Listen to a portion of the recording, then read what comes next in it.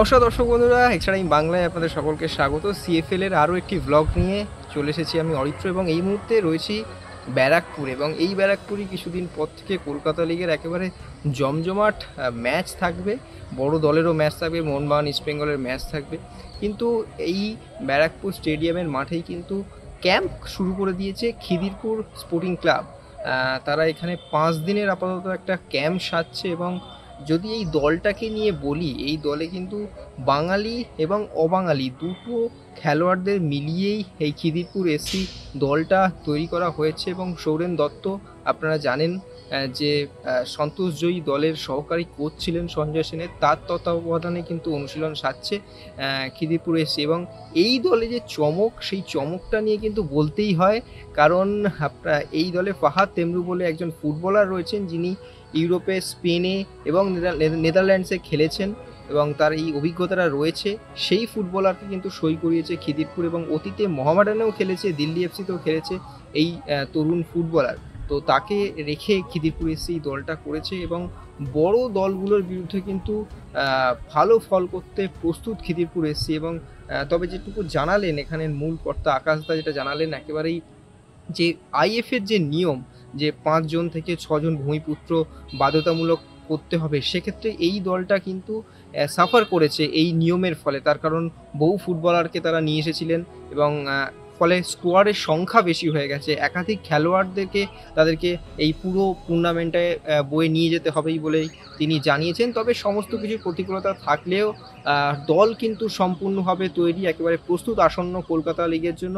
তো কি বলছেন কোচ, কর্তা ও ফুটবলাররা, চলুন একে একে শুনি।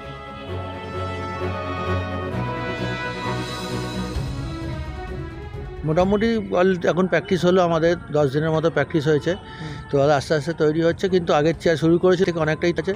ভালো ছেলে, তোকে করতে হবে, তারপর না তো খেলা নির্ভর করবে রেজাল্টটাকে। আমি আশাবাদী, আর দল পেয়েছি তাতে আমার ভালো হওয়া উচিত। মানে আপনারা কি ক্যাম্প এখন ক্যাম্প চলছে, এখানে 6 দিনের একটা ক্যাম্প চলছে, এখানে দুবেলা প্র্যাকটিস হচ্ছে। তারপর আবার আমাদের সোমবার থেকে আবার এমনি নর্মাল যেরকম প্র্যাকটিস হয় টিমটাকে এক জায়গায় করার জন্য। এখনও 2-1 ছেলে জয়েন করতে বাকি আছে, তারা আসলে আর একটু টিমের স্ট্রেংথ বাড়বে। দেখা যাক এরপরে কি হয়, কিন্তু যা টিম আছে তাতে আমরা ভালো ফুটবল খেলি। খিদিরপুরে তো চমক দেখা যাচ্ছে, বেশ কিছু ফুটবলার যারা বিদেশের মাটিতেও খেলে এসেছেন তাদেরকেও দেখা যাচ্ছে। হ্যাঁ, বিদেশের মাটিতে খেলে এসে ফায়াজ বলে একটা ছেলে বিদেশে খেলেছে জুনিয়র লেভেলে, ওদের জুনিয়র টিমে। তো ও এসছে, ও জয়েন করেছে আমাদের টিমে, কিন্তু বিদেশে খেলে এসছে। আমাদের এখানকার অ্যাডজাস্ট করা, এখানে টিমের সাথে অ্যাডজাস্ট করা, এটা করতে হবে। কোয়ালিটি প্লেয়ার, আশা করছি ভালো খেলবে।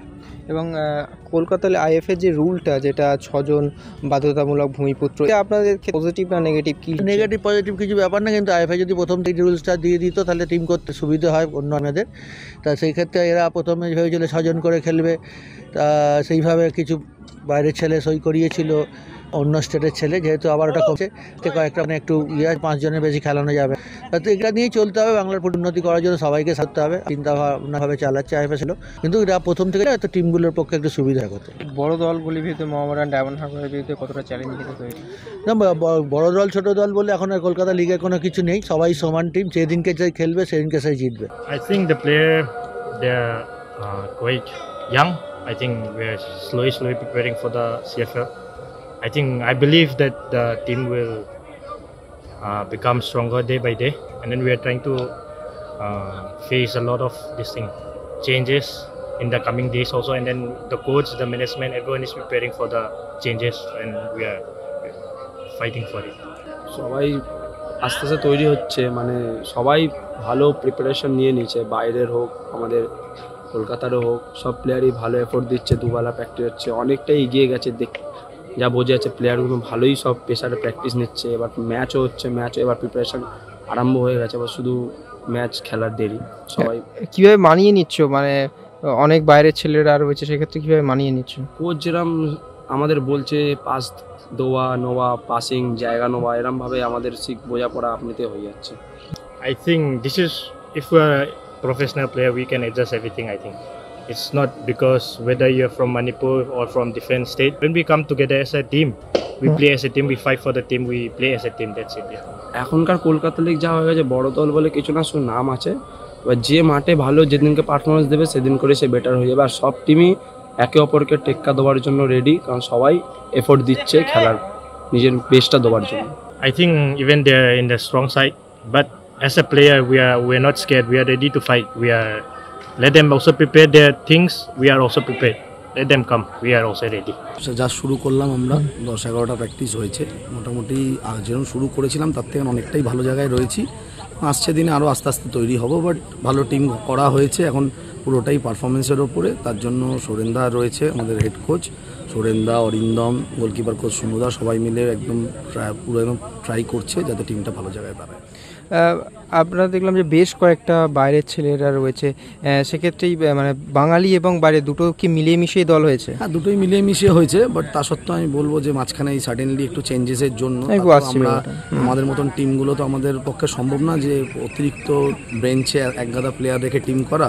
তো আমরা যেটুকু আমরা যে ইনফরমেশন পাই তার উপরে বেস করে আমরা টিম করি। তো সেখানে একটু চেঞ্জেস হওয়াতে আমাদের একটু সমস্যা হয়েছে, বাট তারপরেও আমরা সেটাকে সামনে নিয়ে এখন যেটা রুলস আছে সেটা তো মানতেই হবে, তো সেইভাবেই আমরা চলছি। মানে আপনাদের দিক থেকে তাহলে পজিটিভ না নেগেটিভ দিক কলকাতা লিগের এই নিয়মটা?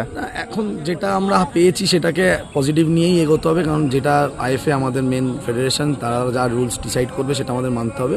বাট আমার মনে হতো যদি সেটা একবারে ডিসিশনটা হতো সেটা আরও ভালো হতো। এতে কী হলো, আমাদের একটুখানি আমাদের মতন টিমগুলোর পক্ষে তো কাউকে বসিয়ে পেমেন্ট দেওয়া সম্ভব না। তো সেই জায়গায় দাঁড়িয়ে থেকে আমাদের কিছু প্লেয়ার্সদের এখন আমাদের মনে হচ্ছে যাতে বসিয়ে আমাদের পেমেন্ট দিতে হবে, কারণ তাদের হয়তো আমরা খেলাতেই পারবো না, কেন আমাদের অপশানস কমে গেল। খিদিরপুর কি এবারে চমক দিতে প্রস্তুত? কারণ আপনাদের দলে মোহামেডান, ডায়মন্ড হারবার যদিও রয়েছে বড় নাম, তার সত্ত্বেও কি খিদিরপুরের টিম কিন্তু সে কথাই বলছে। দেখো, লাস্ট 3 ইয়ার্স যদি তুমি আমাদের বিগত পারফরমেন্স দেখো, 2022-23 আমরা সুপার 6 খেলেছি, উঠেছি। লাস্ট ইয়ারও আমরা 19 পয়েন্টস আমরা মোহামেডান শেষ করেছিলাম, 1 পয়েন্টের জন্য, মানে হেড টু হেডের জন্য আমরা যেতে পারিনি কোয়ালিফাইনে। লাস্ট ইয়ারও আমরা সুপার 6 কোয়ালিফাই। এবারও আমাদের টার্গেট সুপার 6। আর অন পেপার্স তো আমার যদি পার্সোনালি তুমি জিজ্ঞেস করো, আমার লাস্ট কয়েক বছরের থেকে এবছর আমার টিম অনেক বেটার মনে হচ্ছে। বাট অন পেপার্স তো কিছু কথা বলে না, কথা বলে পারফরমেন্স। একটা এবং বিদেশের এক ফুটবলারকে দেখলাম যারা খেলেছে, তেমুরি আছে, ও আগে দিল্লি, এবছর 2 বছর আগে দিল্লি এফসি ছিল, তার আগে মোহামেডানেও ছিল, লাস্ট 1.5 বছর ধরে ও স্পেনে ছিল। তো এই বছর সাডেনলি আমরা, যেহেতু আমরা অনেকটা ভালো স্ট্রাইকার খুঁজছিলাম, উইঙ্গার প্লাস স্ট্রাইকার ভালো, যেহেতু 6 জন আমাদের অ্যালাউ ছিল, তো আমরা সেই প্ল্যানিং করেই ওকে আরও আনা হয়েছিল। তো ঠিক আছে, এখন যেটা আছে সেটা দিয়ে এখন আমরা প্ল্যান করে ওকে ইউজ করা যাতে করা হয়, কেন এটা অবশ্যই একটা ফরেন থেকে একটা প্লেয়ার ট্রেনিং করে এসছে, ম্যাচেস খেলেছে, তার একটা এফেক্ট টিমে আসছেই, ও সেগুলো শেয়ার করছে এবং সেগুলো আমাদের টিমের জন্য আরও ভালো হচ্ছে। Extra time.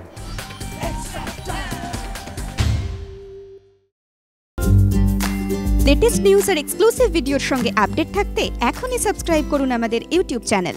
বেল আইকনে ক্লিক করতে ভুলবেন না যেন।